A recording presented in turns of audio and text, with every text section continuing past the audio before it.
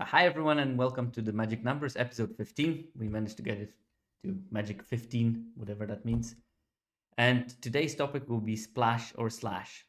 And it's going to be all about when you should splash in your deck, how you should splash in your deck from the perspective of data. Because, of course, there's pretty good theory about splashing already. But I decided to look a bit deeper into the data based on suggestions from the chat on the stream. This is to let you know that when you have a good idea about what I can make an episode on, I'm quite happy to steal your idea and do it into episodes. So if you think that there is some topic interesting you at some stage, just don't be a stranger and pop into the chat and ask. And who knows, maybe it will happen like in this particular case. Before I will talk about splashing, there will be a slight intrusion from the previous episode because last week I was talking about sub builds of allied color pair archetypes, and I didn't manage to finish the analysis because it was a massive one last week. So um,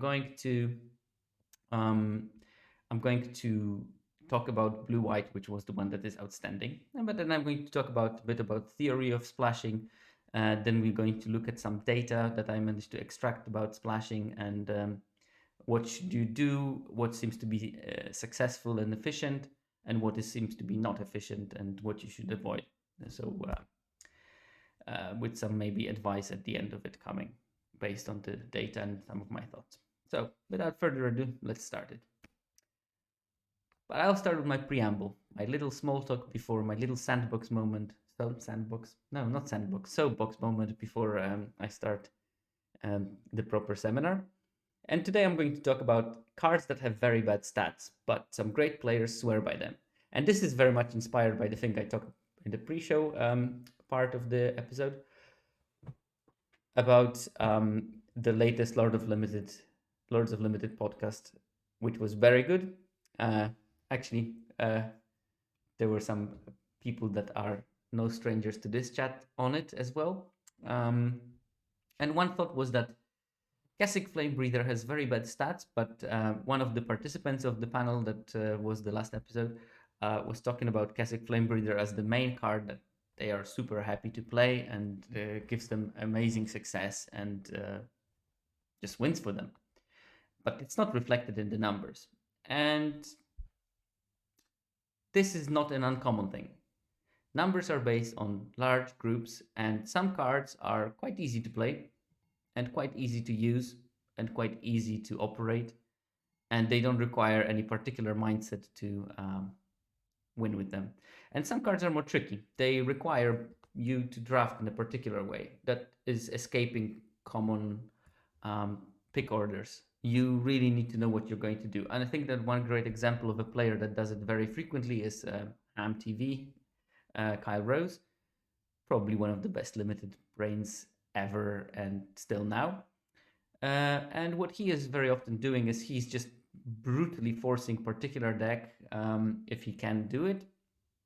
And his decks are not necessarily staples. And this is why the data will not capture those kind of things. Because unless that player really drafts a lot and actually manages to skew the data all by themselves, it's not going to be visible if a lot of people are using or drafting the card in a non-optimal way. And I think that Keswick Flame Breather is a victim of that a lot. Sorry, I need to remove my tea bag because it's getting too strong.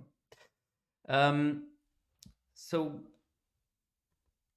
yes, this is the beer's blue-red strategy that uses Keswick Flame Breather.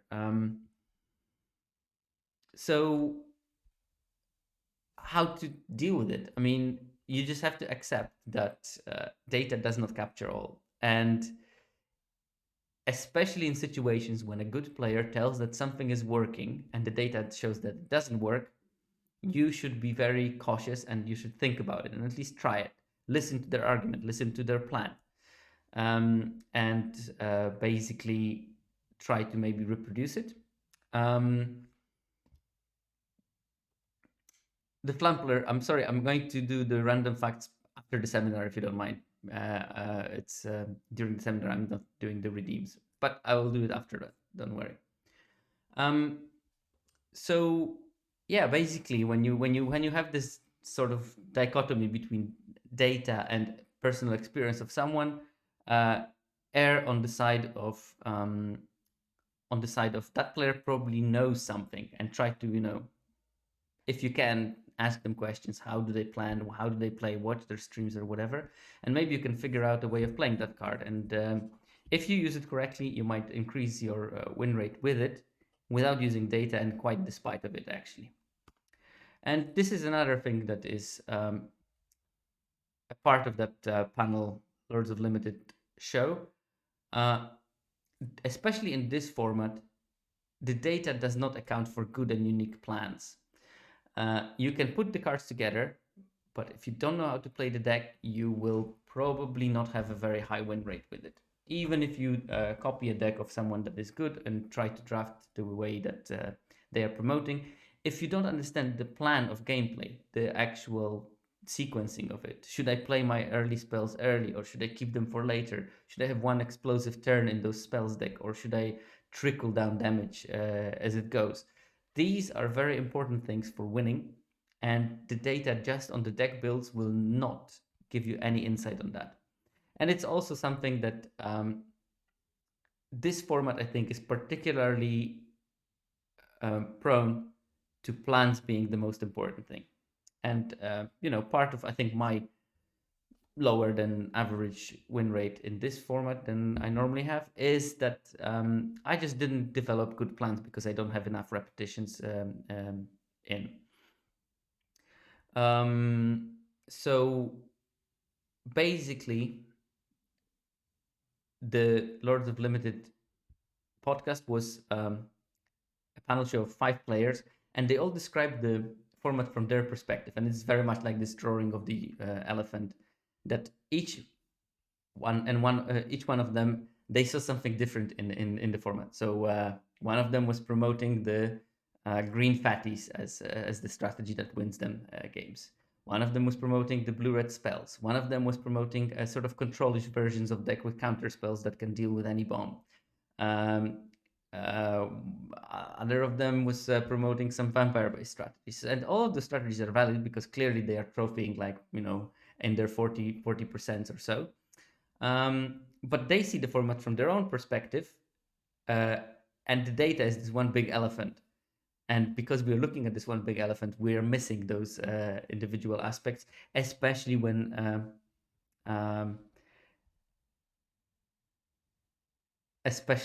um, they are related to how you play the deck and not how you build the deck. I'm sorry, I'm just reading in the chat, and I was bashed for my Barcelona support, which I do support from. I think I started in 1991, so yeah, I guess I'm stuck with it now. Um, okay, so this is basically the preamble. Trust the experts, not the generic data, because generic data has its drawbacks that you should acknowledge when you look at it. If you don't, then you're not going to do a good data analysis on that. Because you'll be too stuck on the numbers and not stuck enough on the limitations. And data does not account for good and unique plans. And especially, I would like to stress the part of unique, because if the plan of particular build of an archetype is unique, you need to know the plan in order to implement it well to start winning. And in this format, when the margins are so small, the difference between slightly different sequencing of spell can mean that you're going to get an average win rate versus a very good one.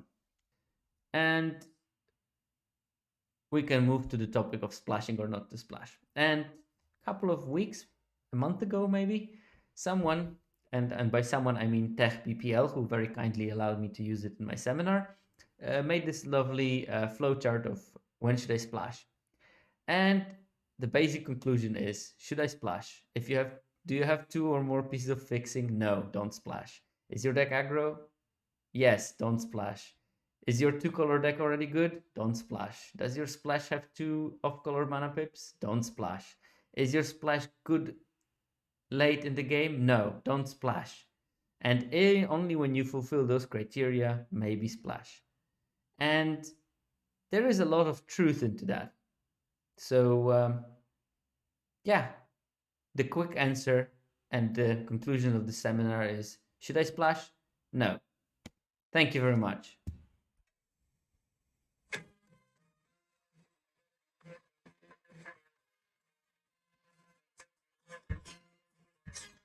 And of course, don't forget to click that follow button and subscribe, and we'll see you next week. No, no, no, I'm just kidding. Come on.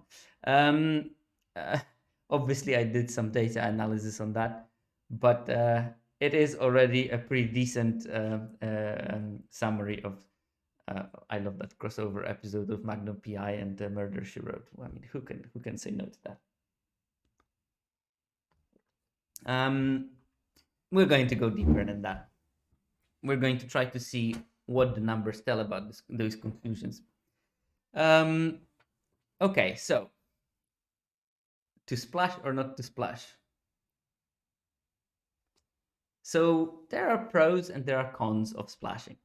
Like pros, if you splash something, probably you do it to increase the. I am a boomer. Well, I'm gonna be 40 in a couple of weeks, man. Um. So yeah, first first pro is that if you want to splash, you probably should think about increasing the deck and raw power. Second possible pro is adding functions that are missing from your original build that you need a third color to supplement somehow. But I guess I wonder why they call you Boomer, Josh. Mhm.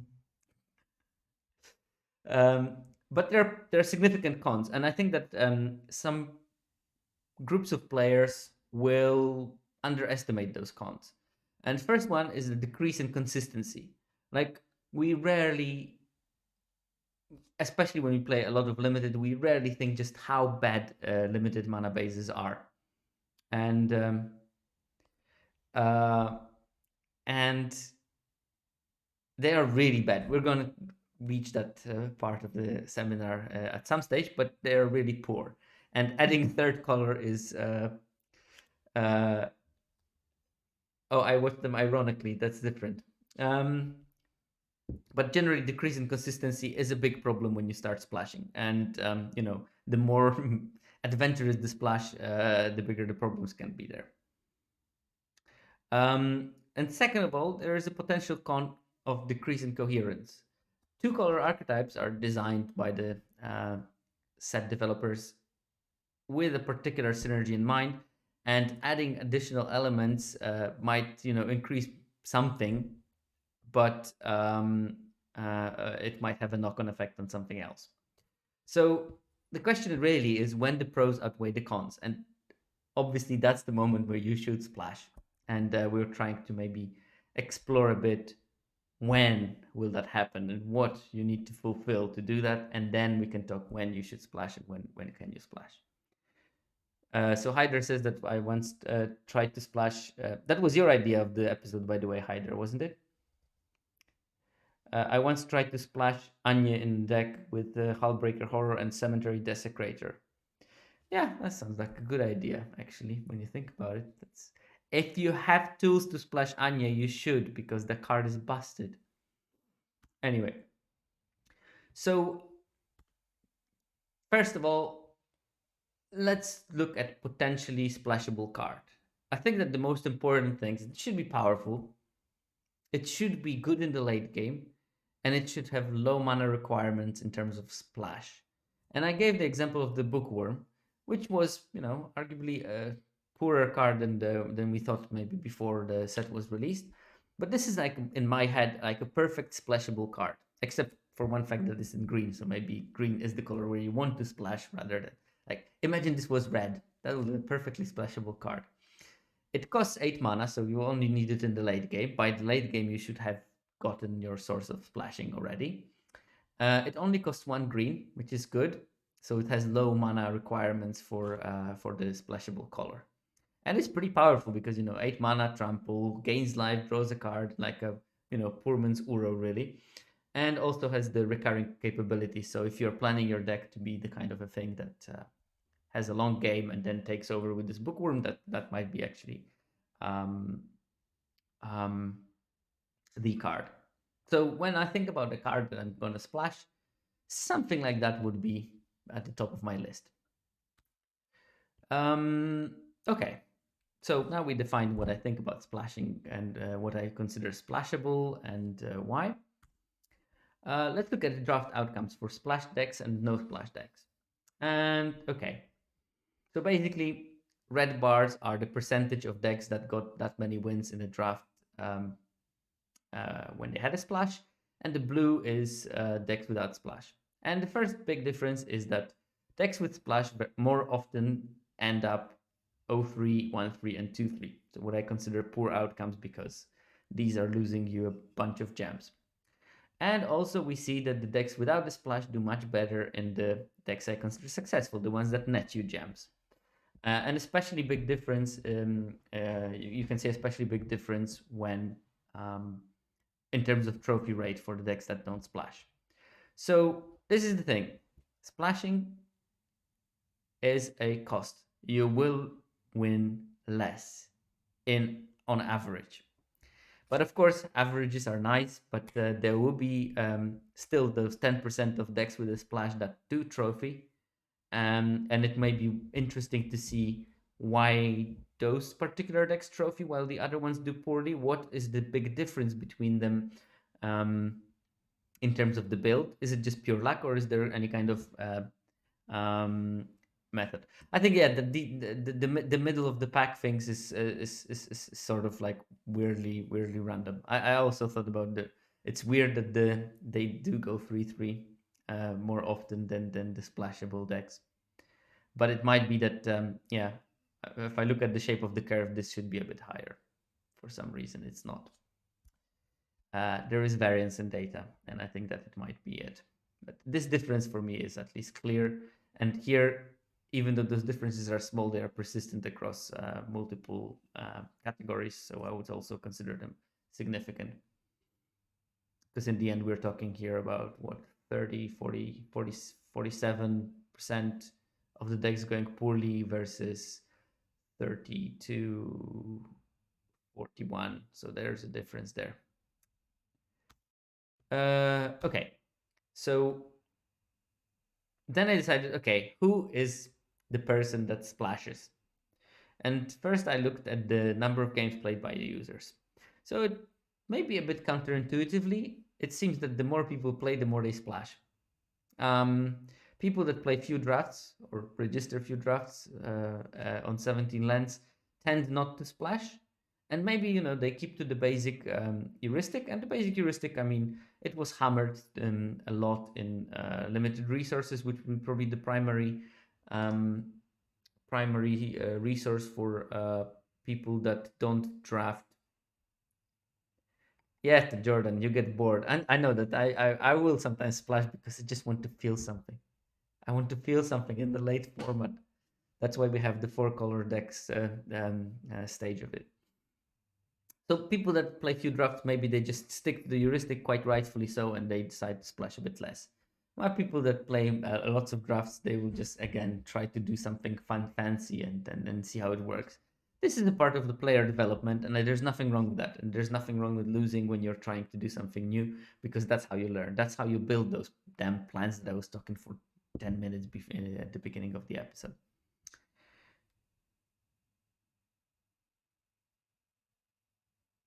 Oh, was he on an amazing limited podcast this week? So Josh is telling me that supposedly that Jordan was on an amazing limited podcast this week. Okay, let me guess. Was it limited edition? Was it limited level ups? No, I assumed that it was Josh's podcast, which, by the way, is one of my favorites. Very quickly became one of my favorites. It's called the Draft Lab, and I highly recommend it. Josh and Florida Man are running it. So, yeah, good content. Watch good content. Listen to good content.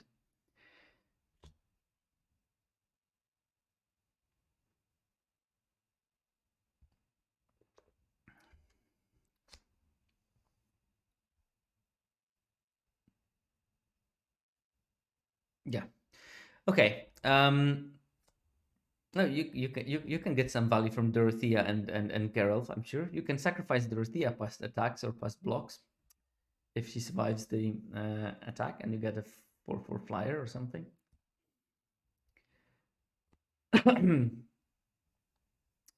Okay.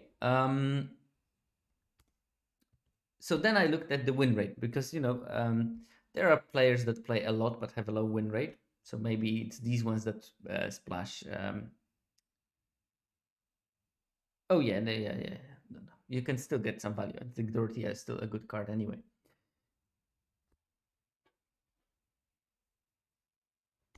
Okay, so basically, general trend, and there are some swings and roundabouts here. So in 17 lands data, you get the um, win rate of the user by bins so that you cannot identify someone. But basically, you see a sort of downsloping tendency.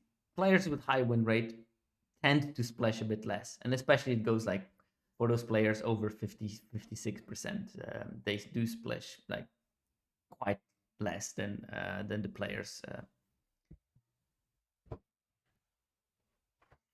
Um, so yeah. Um,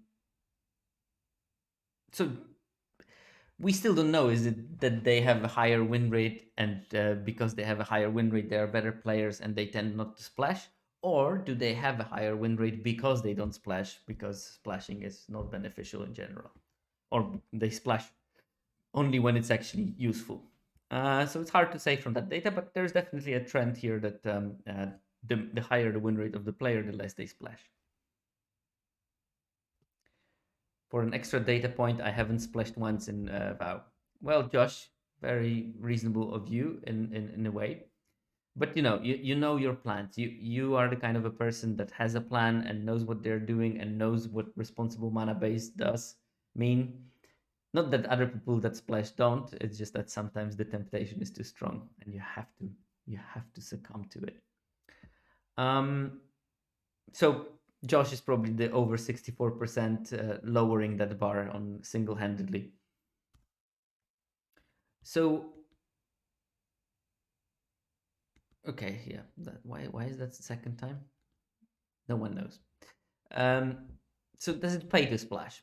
And I divided all the splashes in this analysis by the color that is being splashed, independently of which archetype is it splashed into.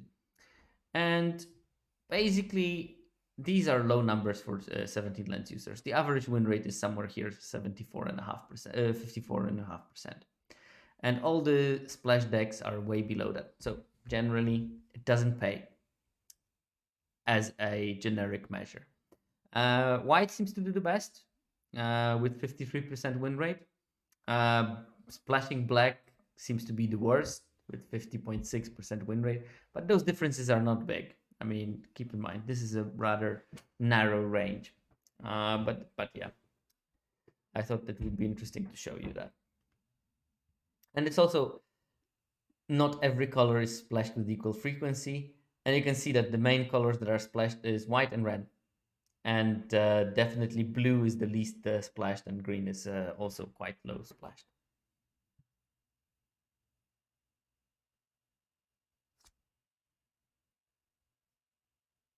Hi there, is the percentage represents the number of decks which had a splash? This percentage, you mean? Yeah, so these add up to 100, I hope. Well, I would hope. So yeah, this is all the decks that splash. Off the top of my head,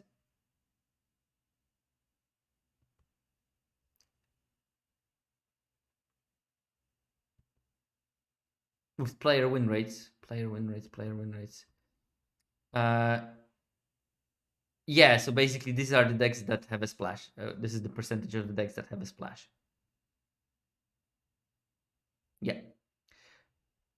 So yeah, it's like 83% of the decks don't splash. Oh yeah, maybe I should define it better. This is the, and that won't change much, but it's only referring to two color decks, and the splash is only one color, and I excluded all the other ones because they are just weird and niche, and they wouldn't change the numbers by a lot. But yeah, so players with a win rate over 64% splash 13% of the time.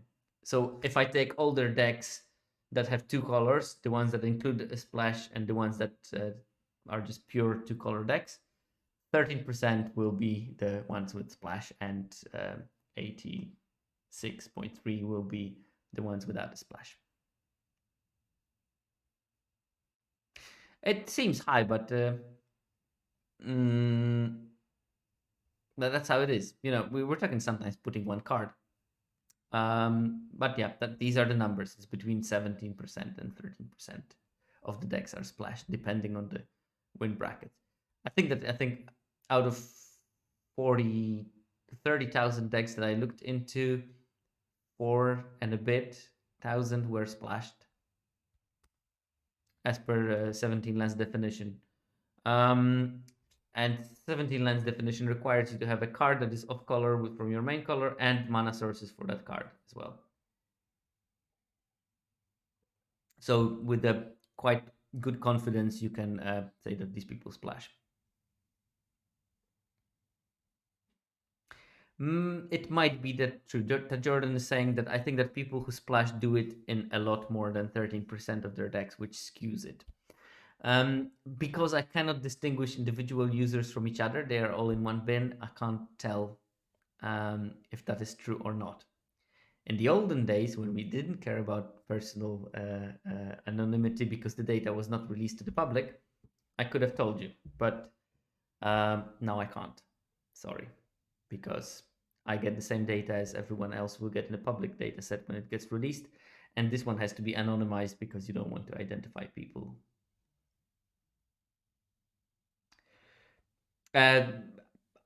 I didn't do that analysis, but player is asking how many decks had an off-color card and no mana source.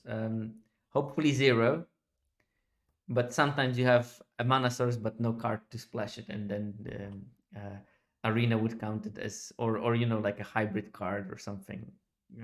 Not relevant for this format, but you could. And I was thinking about, so you could theoretically do it in the Reanimator deck. I was thinking about that possibility with Edgar's Awakening and maybe like some kind of Bramble Worm or whatnot. But I would still put one source of green for that, even then. But maybe someone would theoretically want to do that kind of thing. Okay. Okay, so how to splash. And here we start with my opinion.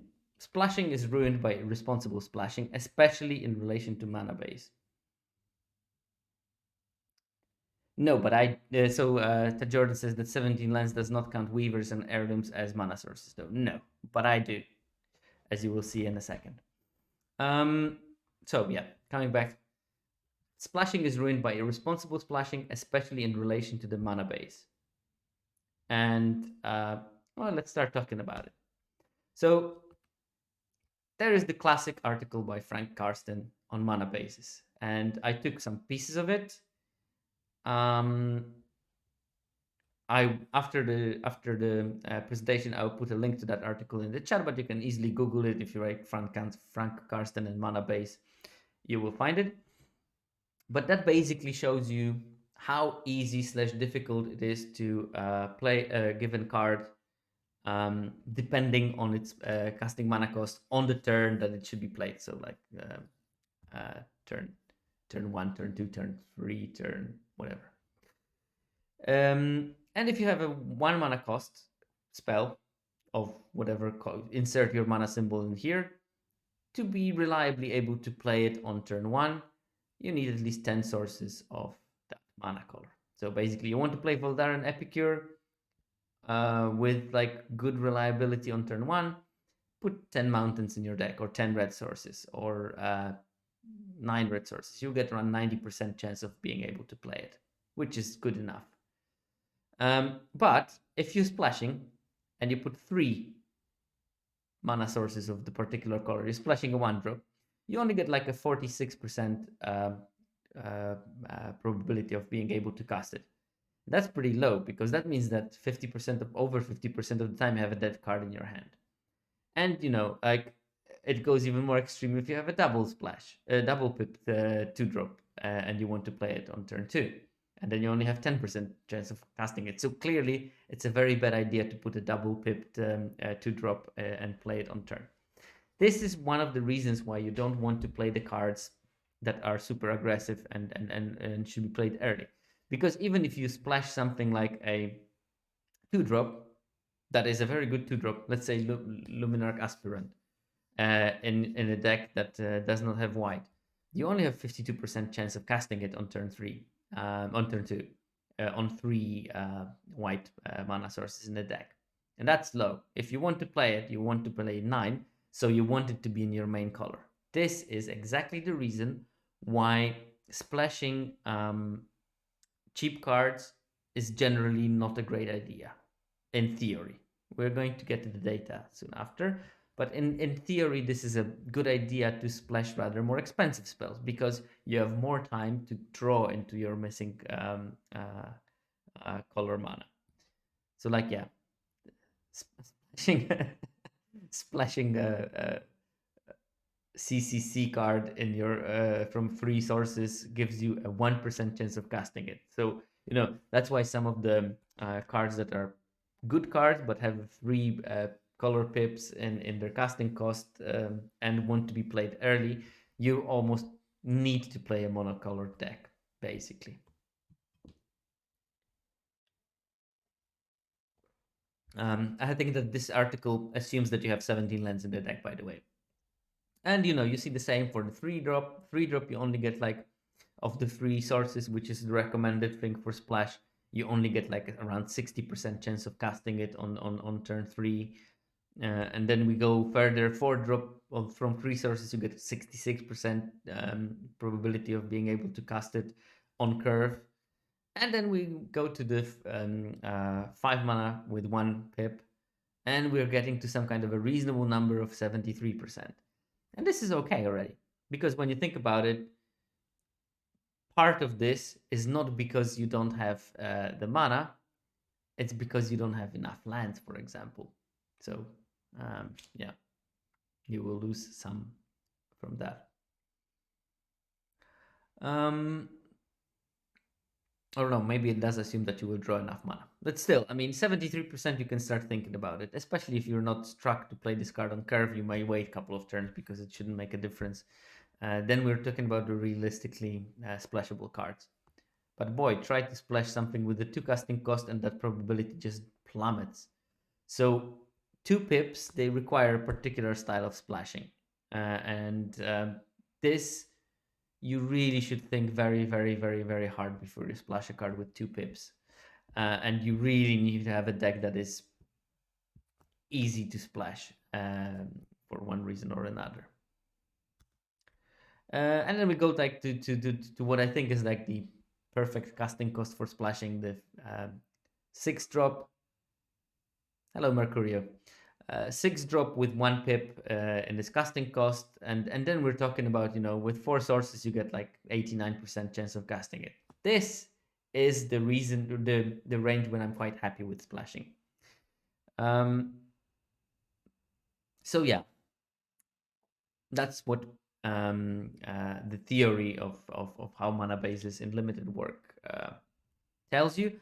I would really highly recommend you reading that article and looking at those numbers and trying to imagine what that does mean for your deck building. Because I think that mana base building is one of the most underappreciated part of limited and one of the most impactful at the same time. And Frank really put a great article there, and all those numbers are super useful. And he was kind enough to do them for Commander, for 60 card decks. I'm pretty sure that there should be a Yorion addendum to it right now with 80 card decks. But there is also a section for limited, and I would recommend looking through that, thinking about it, and even if you don't know the numbers by heart, which you shouldn't, because that's just sick. But the general rules of it, like, I want to probably have a good 10 mana sources to cast cards like this reliably on turn 5. It might change how you build your decks, and you will frequently skew the mana in a way that allows you to play the game more efficiently. Like, I don't know, when I stream, I very often put extra lands in a color because most of my early drops are in that color, and that's exactly for the reason of knowing this article quite well. And I know that some people don't do that because they see, well, I have more or less even ratios of spells in different colors. No, you have to normalize them for the mana cost. Otherwise, you will make a mistake of putting bad ratio of lands in your deck, because the ones that you need later, you will draw into them or have a higher chance of drawing into them. But if you don't play your early drops, you probably screwed a bit.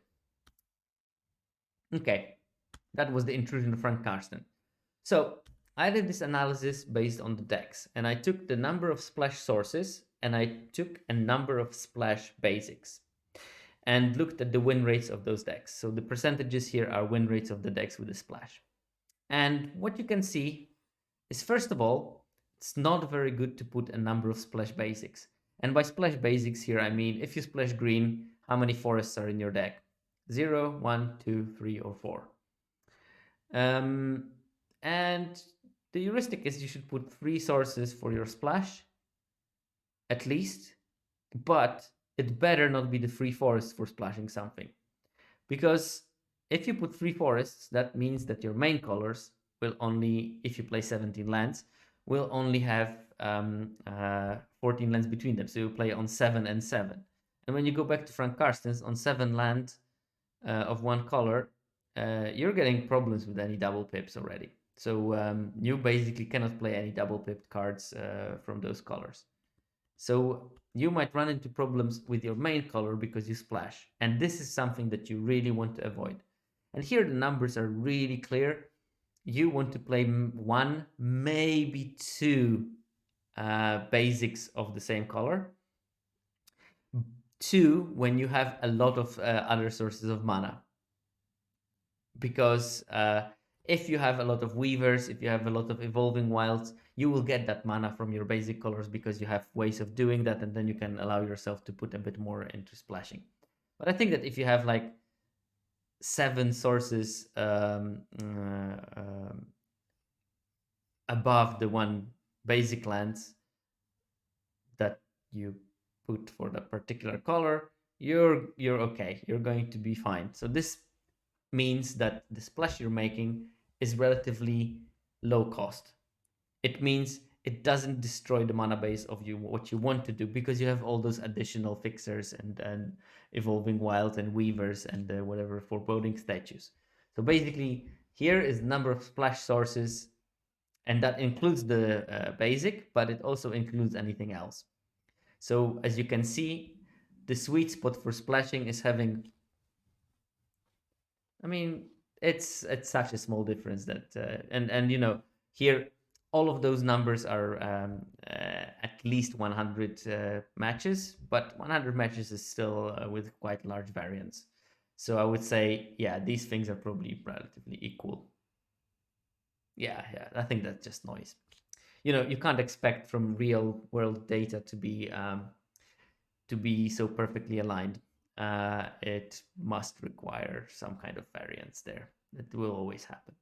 But generally, best thing to do is to have at least 3 sources, but try not to get more than 1 basic land of the color that you're splashing. This is, I think, that the main takeaway from this graph is, unless you're in some really particular circumstances in the format, try to have multiple sources, but only from 1 basic of the color. And you know, like, one of my favorite ways of splashing is put 1 land of the color that I'm splashing, have evolving wilds to fetch it if I need it, but if I already drew it, I can fetch whatever mana I'm missing, and maybe have like a dual land that I picked somewhere in the middle of the draft because I was, you know, hedging my bets for the splash, and I have a dual land that covers my splash and my main color at the same time, because I can put it instead of my whatever. Let's say I want to splash black. I have the black-green dual. I can put it instead of a swamp. I still can get my black mana, but I also have the ways of splashing. Kind of tangential question, but is a basic land so much worse than the Manolith? Well, Manolith gives you all your main colors. and the basic land gives you only the splash color. So it's the problem is that you're putting a single color source that limits your possibility of playing most of your cards which are not a splash. You keep in mind you have 23 cards in your spells in your deck. Uh, if you splashed one card and you don't draw your main color, but you draw the splash color because you put 3 forests, then you can't play 22 of your cards, but you can maybe play the one. And that's not a good deal. That's how you lose games, by splashing. So, yeah, golden rule, I think, for splashing, stick to one basic land source if possible. It's probably impossible to play splashes from 0 sources, although happens sometimes when at least it was enough to reach my threshold for sample size when people were splashing something from one weaver, let's say. But this is also not a very good strategy because then you don't have enough number of splash sources to actually play. Like if you have 0 basics but you have 4 sources, then probably you can play it, but that will rarely happen. All right. So yeah, this I think is the most important graph in terms of building responsible mana bases for splashing. And think to have few basic lands for the splash, but multiple sources to allow the splash. So at the same time, you are able to cast the spell that you're splashing, but you're not ruining the ability to cast the spells that you are relying on most, which means the rest of your deck. Okay, so what do we want to splash? Bombs, missing removal because you didn't draft any in your main color, card draw, that's my weakness, synergy pieces, top end. I like to call it Bumcast anagram. I don't know what a Bumcast is, but it makes perfect sense, no? Um, well, let's look at the data for that. But first, a bit of description of what I'm doing here. I look at the frequency of splashing a card in decks based on deck success. So basically, I divided the decks into 2 categories: good decks that have over 4 wins, so 5, 6, and 7, and bad decks that have fewer than 3 wins, so 0, 1, and 2. And all data is from 2 color decks with 1 color splash. And I'm going to look at the cards from particular color when they are splashed, and how many of what is the prevalence of the particular card splashed in decks without looking at the deck color pair, main color pair. So basically, if I look at the white cards, I'm going to look at the white cards splashed in red green, white cards splashed in blue black, white cards splashed, and I pile them all into one category. I just split them into those good decks and bad decks. Is that clear, or do I need to go a bit more in detail for that?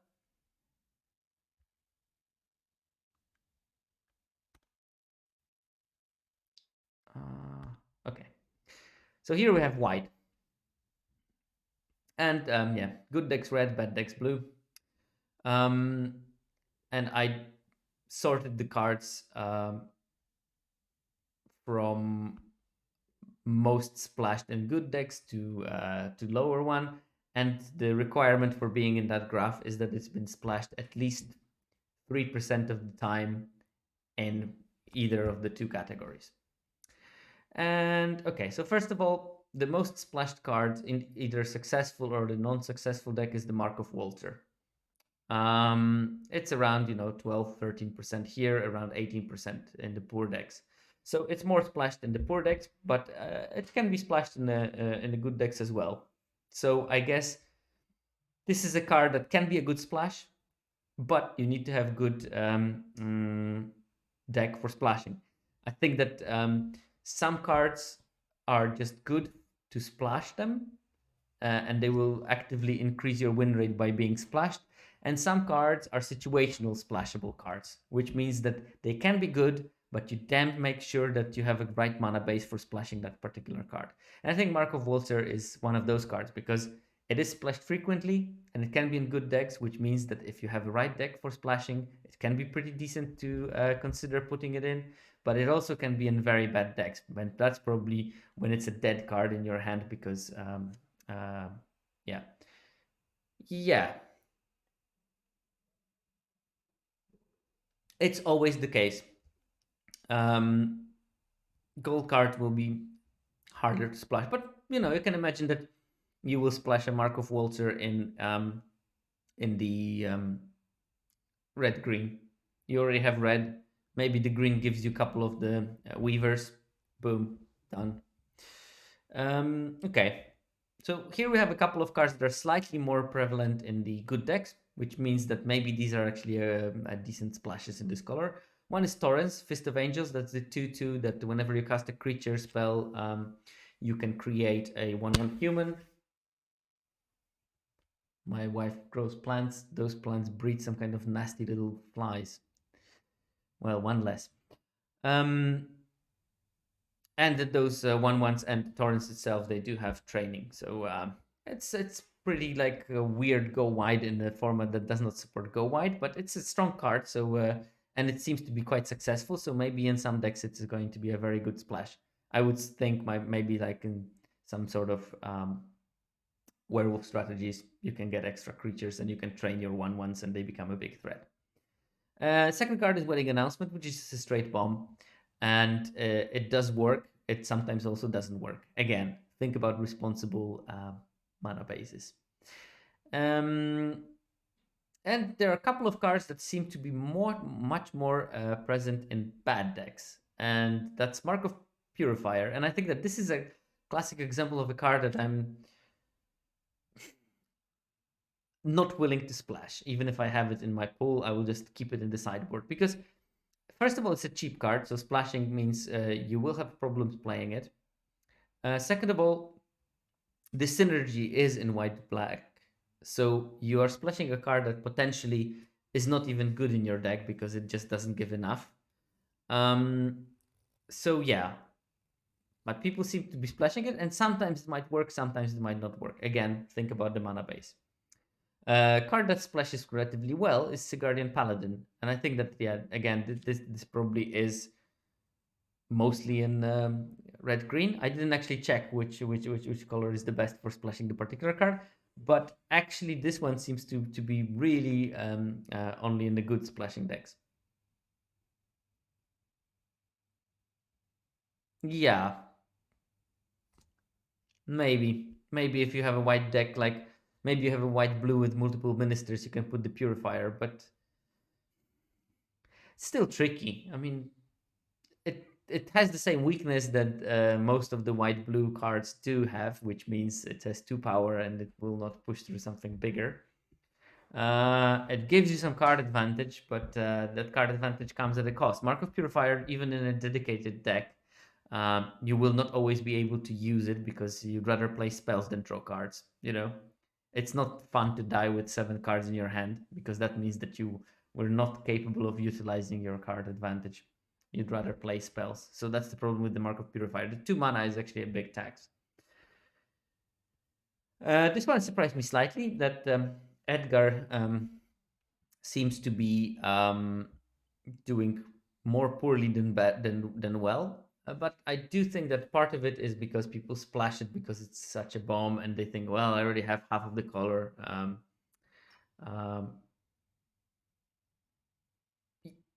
yeah, that would exactly be what would show up in this graph.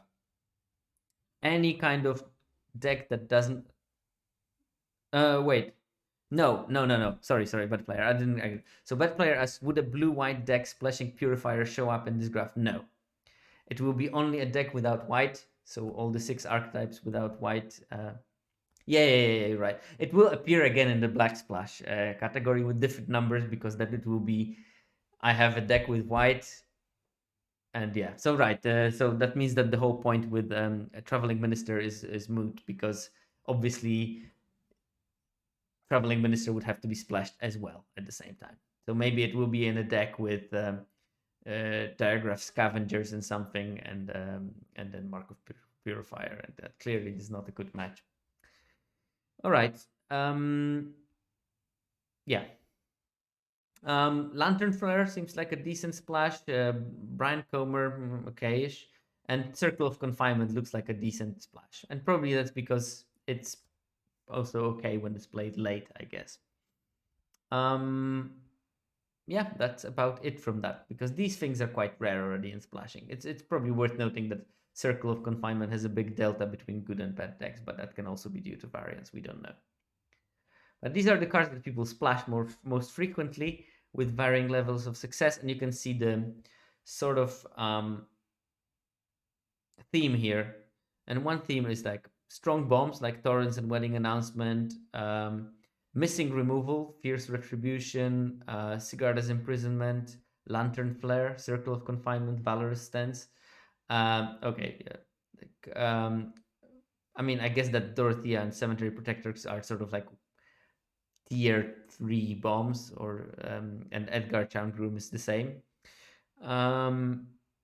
So yeah, yeah, welcoming vampire is also, but there is also a big trend of splashing signpost uncommons for some reason.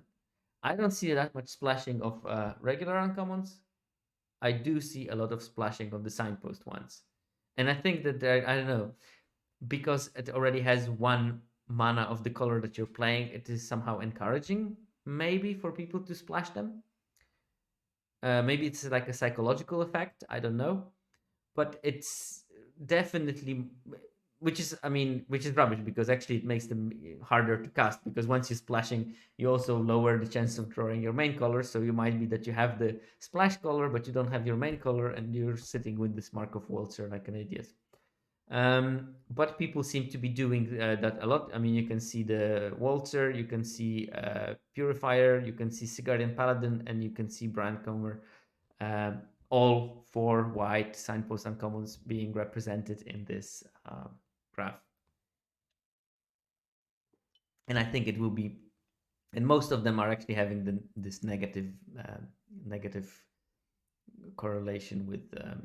No, actually, Cigarion Paladin has a pretty decent number. Yeah, and true that most of the signposts are cheap cards, which cheap cards are much harder to splash, or at least maybe less beneficial to splash.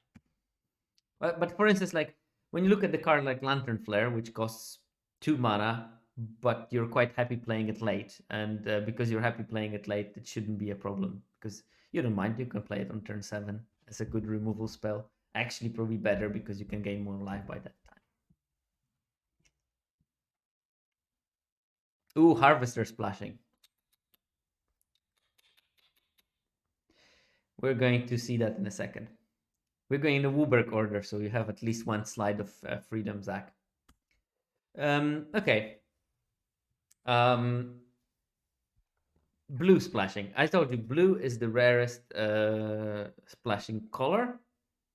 And as a general view, I think that this is a very interesting to see 2 cards that I think are really excellent splash material. I actually, in my pre-releasing of the format, I had a whole slide on splashing Runa Stormkirk as a potential build around. And it's interesting to see Grolnok and Runa Stormkirk as the 2 splashes that are the most successful ones. And I think that the basic lesson from this slide is that these are potential good splash cards. Grolnok in a dedicated deck and Runa Stormkirk in a dedicated deck are excellent splashes. That's what you should take away from here. Like Mirrorhole Mimic is just a pure class bomb, and you should splash it when you have the good sources. Vilespawn Spider, very tricky to splash, although attempted frequently. And that will then, again, oh, I'm so jealous that Jordan says that he did it once after my seminar. That he had Runo, Stormkirk, and green black with the Bramble Worm looping. That's really nice. I saw that actually exactly the same on stream with the Court of Calls today. He did exactly the same. And looping Bramble Worm, keep in mind, also gets you a 5 life for every time it happens. It won't happen many times, I can assure you that. So yeah, good to know that the Runo Stormkirk thing can be real. But there's a couple of cards that are not looking so great as splashes in blue. One of them is Geralt, which looks like bad decks have much more of it than the good decks. Yeah, Vilespawn Spider, I think there is a big delta here. It still can be quite successful, but because even though it's a 2-drop, it gains most value in the late game. So maybe that's. But if people want to rely on it to be the early obstacle, they will be sorely disappointed. So when you splash Vilespawn Spider, think of it more like a 6 mana late game kind of create whatever 12 1/1s. Um, and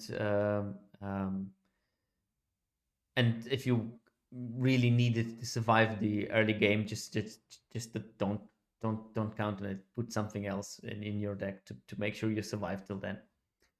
And two really poor performers are Storm Chaser Drake, aggro card. Really, no, you shouldn't splash that kind of stuff.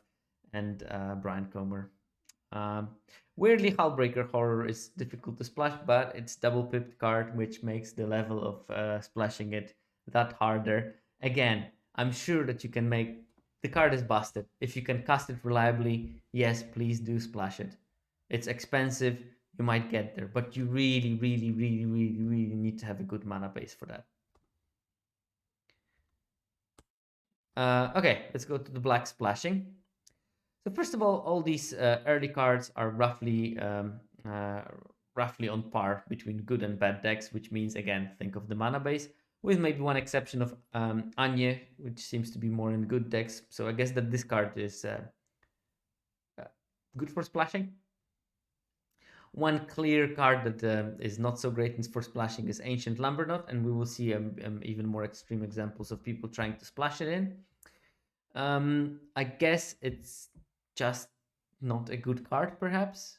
Not only not a good splash, but also not a good card in general. And here, let's see what people splash. Bomb, bomb, sort of bomb, sort of bomb. Signpost uncommon, signpost uncommon, bomb. Oh yeah, we have the Dreadfist Demon. It actually has poor numbers. Again, double pipped. Even Dreadfist Demon, which is like you can't really argue that it's not a great card, but because it's so expensive and it has such high mana requirements, splashing it is just not going to work more often than not. Again, really, if you splash it, make sure you're in green and load yourself on the sources. Splashing Bleed Dry, very ambitious, but can work. Again, you need a lot of green probably, and maybe those enchantments that deal to mana that give to mana on of particular color. It's just like I probably wouldn't splash it for Bleed Dry then. Runa Stormkirk, arguably worse than a black splash than as a blue splash. But it might also something to do that predominantly blue decks are just a bit poorer than the predominantly black decks. The interesting cluster of 4 cards here that have slightly like decent numbers, and one of them is especially interesting is Blood Fountain. I think that this is Humble Slug. I think that this is quite an interesting find that maybe sometimes you miss this functionality in Blood Fountain. You don't want it early. It's nice to cast it on turn 1, of course, because you get the blood and then you basically use the turn that you normally would not do anything. But but yeah, if you miss something that like that, want to add a bit of attrition element to your deck, splashing Blood Fountain maybe not a completely terrible idea if it comes at an extremely low cost for your mana base, basically. Voldaren Bloodcaster, which is strange because that one is clearly like a 2/1 flyer. But also, maybe Voldaren Bloodcaster is a card that can be pretty good late. I had an experience of playing it in my FNM, and the problem of it being cast early is that it always got the bolt. Purveyor is double pipped, but maybe again this is a card that is like a very good finisher late in the game, and maybe sometimes we actually are losing value of the card because we play it too early, and because of that, Because of that, it gets removal well if you would have waited and played the long game, stabilize, drop the Blood Vial Purveyor, finish the game very quickly. Maybe that's the way. But it is double pipped, so yes, super cautious about playing it. And probably in the right deck. I guess that, like when Dreadfist Demon people open it pack 3, maybe they sometimes just try to splash it at all costs when they did not prepare. But maybe the Bloodfire Purveyor, if you get it in pack 3, you're going to pass it. And when you get it in pack 2, you're going to pick it and build your deck better around it. This is also something that maybe should be considered. I don't have the data on splashing.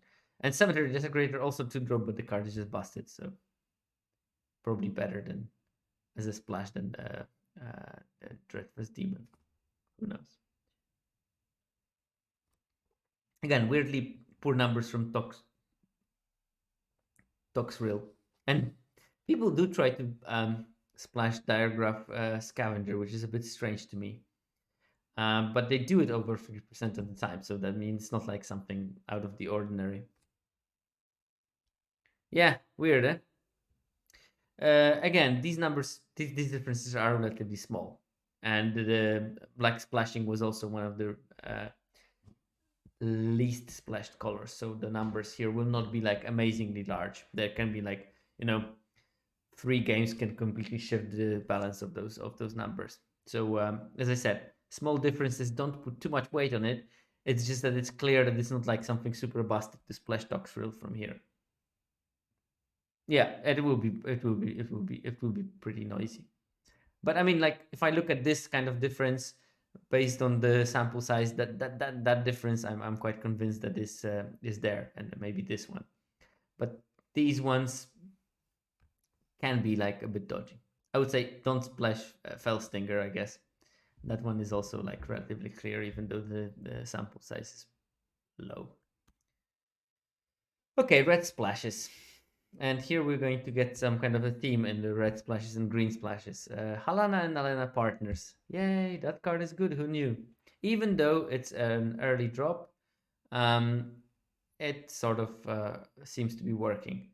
And the rest of the red splash, strange for the second most splashed color. That you can see, I mean, it's the second splashed color, but like a quarter of the good decks, it's based on the Halana and Alena, and then the rest is some removal and Anya as well as a splash, which is markedly worse as a red splash than as a black splash.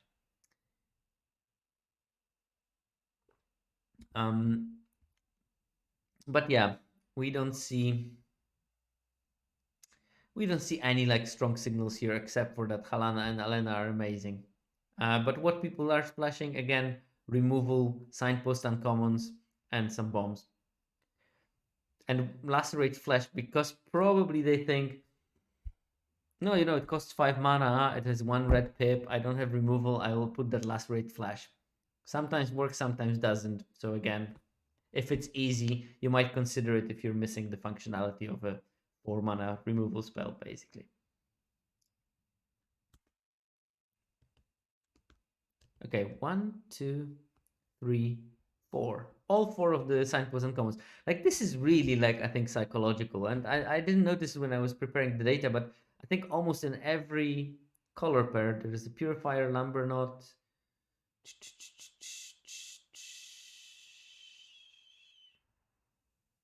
Okay, here maybe not. What is the other? Purifier.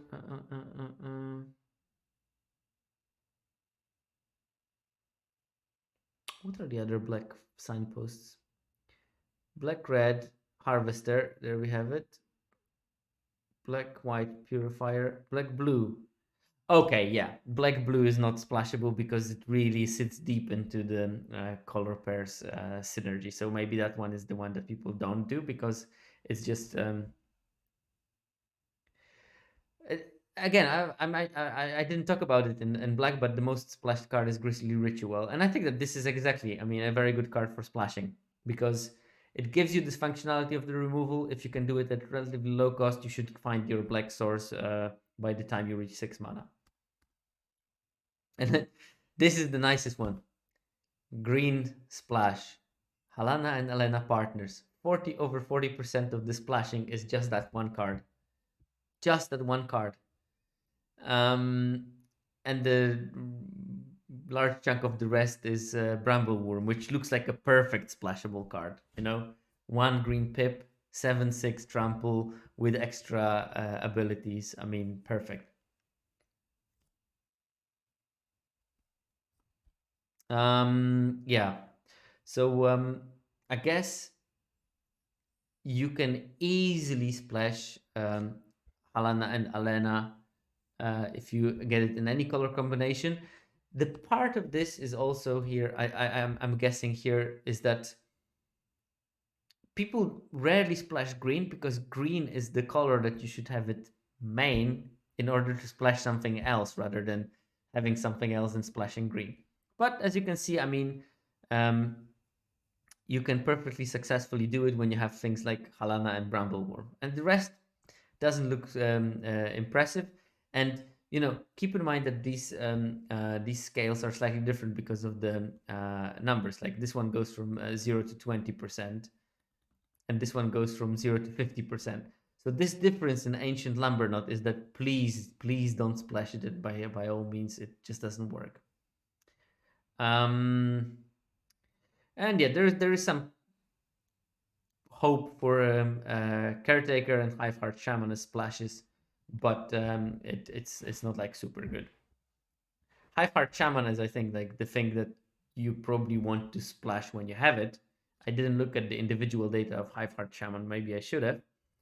But the card is pretty decent, and then it sorts you out the problems of having to splash by generating those by being able to bring a land from your library into battlefield. So something to look at that. Okay, and we're getting to the finish of the seminar. Generally, I looked also at the number of splashed cards on average per deck, and less is more is my conclusion from here. In every single color splash, the good decks have fewer cards splashed on average than the bad decks. So basically, deep splashes are not a great thing to do. Um, and basically, white cards were splashed only as a one-off in good decks and 1.3 in bad decks. And we have this sort of similar differences here of around zero point 0.2 cards less in the good decks than in the bad decks with minor deviation. But because the trend is so persistent across the board, generally, I think that the lesson to learn here is splashing one card, no more than that. Otherwise, you end up with some trouble with your mana base, most likely. Unless, again, you build your mana base responsibly because you have cards that are incidentally fixing your mana problems. Okay, and that's the end of the data portion. We just have the conclusions. Think carefully before splashing. This is like the main conclusions. I just put it on one slide for that purpose. Do you really need to splash? Probably not. Probably you don't have the deck to splash. In rare cases, when your mana base comes together so that the splash is almost effortless and the card is worth splashing, consider it. But don't do it willy-nilly, please. I mean, just really, if you think that you should splash, go back and maybe you shouldn't. As you could see, there is very, very few cards here that were good candidates for being a solid splash. And even though they were good in some decks they were not so good. Or um, in a way, I mean, Humble Slug is asking, did you study the number of lands fixers are played in good or bad decks? I didn't look at a number of fixers that are played in good or bad decks, but I looked at the number of fixers and how good the decks are doing based on that. And yeah, that was this slide. You basically want to play one basic land of the color you're splashing, but you want to have multiple sources, and the more the better, basically. So if you have one basic land of the splashed color, but you have 7 ways of finding that color mana by creatures that give 5 mana, by duels, or by evolving wilds, for example. Um, you increase your win rate quite a lot. And if you splash multiple basics, you are starting to lose because you are having problems with your main mana, basically. And that was the conclusion of that slide. Okay, think carefully with splashing. Okay, the second conclusion: having a solid mana base for splashing is more important than what card you're splashing, I think, based on this data. It's just like, okay, sometimes you will splash a card, it will not work, maybe because your deck doesn't work, maybe because your mana base doesn't work. But I think having a good mana for splashing is a must when you want to splash, and splashing is not a must. So yeah, make sure you have a solid mana base, and if you like splashing, fine. You will probably lose some percentage points for the wins, but maybe you will become a masterful player of managing your resources and building mana bases. But if you're planning to splash, and if you have the tendency to splash, really prioritize your mana bases like you would in a cube rather than like you would in a normal draft. So evolving wilds goes like 3 picks earlier for you than for anyone else. Picking up those 5 mana giving creatures way higher because you know that you might be wanting to splash.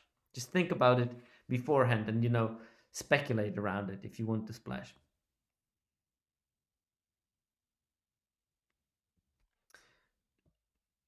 I get tempted to splash pack 2 bombs too often, more than anything else. And there is a temptation. We've seen last year in the worlds. Um, who was that? Uh, oh my god, I forgot his name. Thorsten something. Well, anyway, picking up the Dream Troller in pack 2, pick 1, and Thor of Severin, yeah, Thor of Severin. Picking up that Dream Troller because it was hard to resist. I think still responsible pick was to ignore it, but he gave fantastic rationale for his choices there.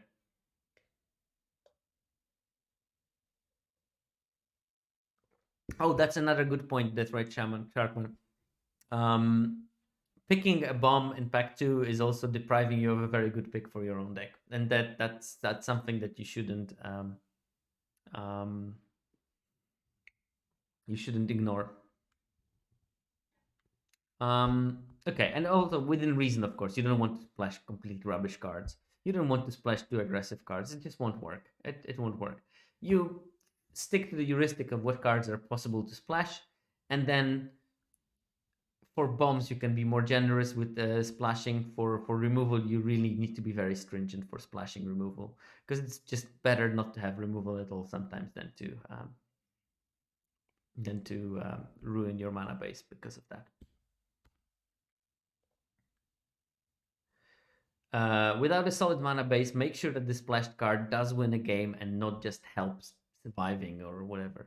Like Halana and Alena is a perfect example of a card. This card wins games very, very straightforwardly if it manages to survive. So if you splash it, yes, you lower your mana base a bit, but you win the game once you play it. There are some decks that are splashing multiple colors. I didn't take them into account because that would be a skewed analysis. I would have to make a separate one. I just didn't have time for that. So yeah, long story short, I didn't look very much into that. Also, I didn't look into splashing in monocolored decks.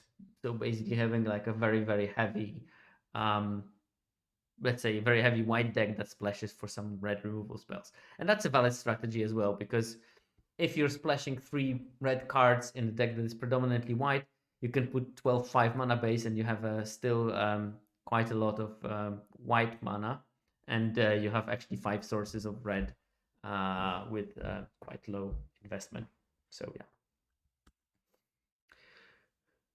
All right, got through the seminar. As always, acknowledgements to 17's Lands team.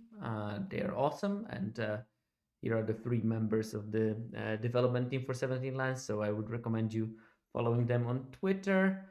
Diogo Japinto, who helped me develop the stream. He streams himself, so you can give him a follow.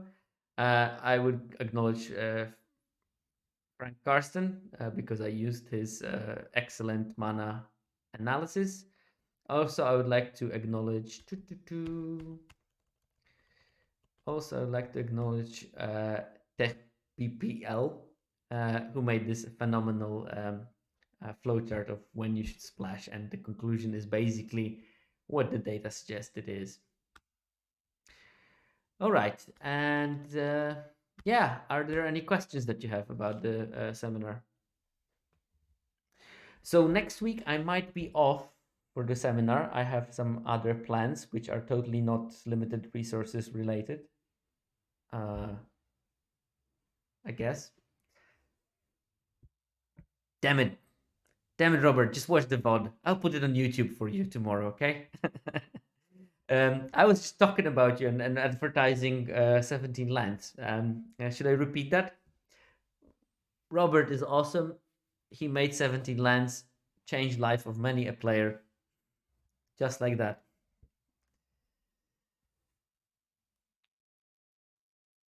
Oh yeah, but since you just came, I think that one nice thing that you will be keen to see is this.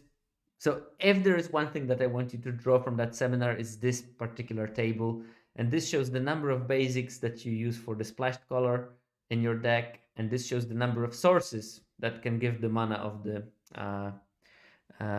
mana of the color of the splash. And basically, you want to have very few basics, so you don't ruin your normal mana by putting too many sources that don't give any of your main colors.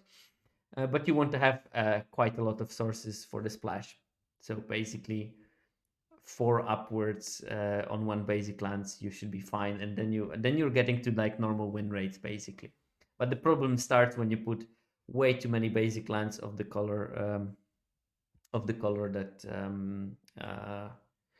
you're splashing, because you're limiting your original mana base, and you will lose the games because you're not able to cast your normal cards, even though you might be able to cast your splash card. So that's basically the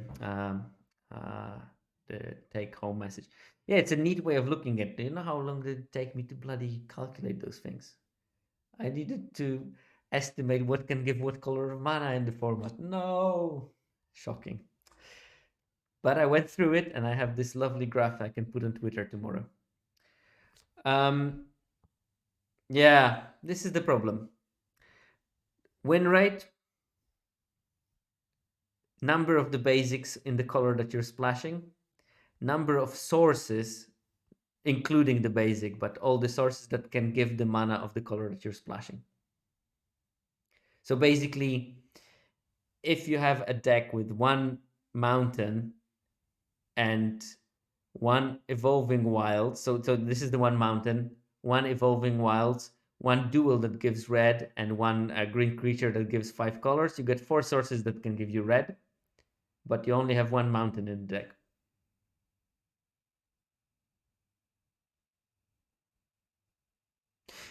This going down is just like not significant. It's just a bit of a variance. It does include this basic, yeah. Or sometimes there is 0 basics of the color.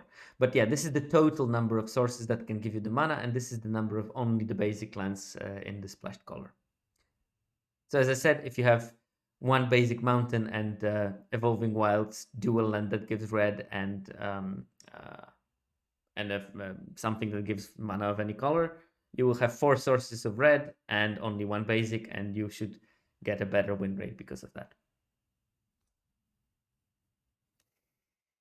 Yeah, I'm just like in such a mad rush. I don't even have time to do the error bars. But yeah, error bars would be nice, just to show that those differences are sometimes not big enough. Especially with splashing, I'm operating on smaller sample sizes. But since there was an interest in that particular topic, true, you're missing on other stuff with the many fixers. But I guess that the secret here is to have fixers that have some other function, like the werewolf 2/3. That's a decent creature actually when you think about it. I mean, it's a 3 mana 2/3, which is okay, but it ramps you to your 5 drops, which is great, even though even if it doesn't fix, or to your 6 drops, which is also important in green. And when you turn into a knight, it's a 3 mana 3/4. So you know, 3 mana 3/4 is a good creature. 1/2 artifact also. Uh, well, I mean, it's a 1/2, so it's already yeah. I have That's right, Sharkman. 2 days ago, I played a draft. That was maybe my draft number 16 in the format. Arguably, haven't been super successful in here, but I won some games, so I got some boosters from those drafts. And after my 16th draft, in a pack that I got as a reward, I opened my first copy of Foreboding Statue. I never drafted it because I don't know, misaligned with my pick order, and I didn't even open a single one in any of the packs that I opened. So yeah, my experience with that was that I have a first copy in my collection since very recently. Yeah, that's an interesting one. I might do another splashing episode in a different format. I mean, because you have to keep in mind, this is general conclusions, but this is also very specific for the format. I think that there are formats that are more conducive to splashing than others because the splashing sources and mana fixing is better. This is not a particularly good format for splashing because you don't have common dual lands like you have in some other formats. Like Kaldheim, for example, had common dual lands. That changes quite a lot.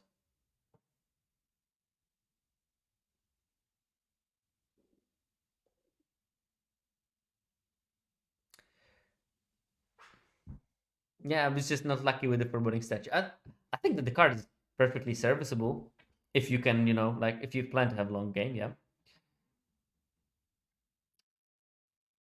As Zach mentioned very astutely. Whew.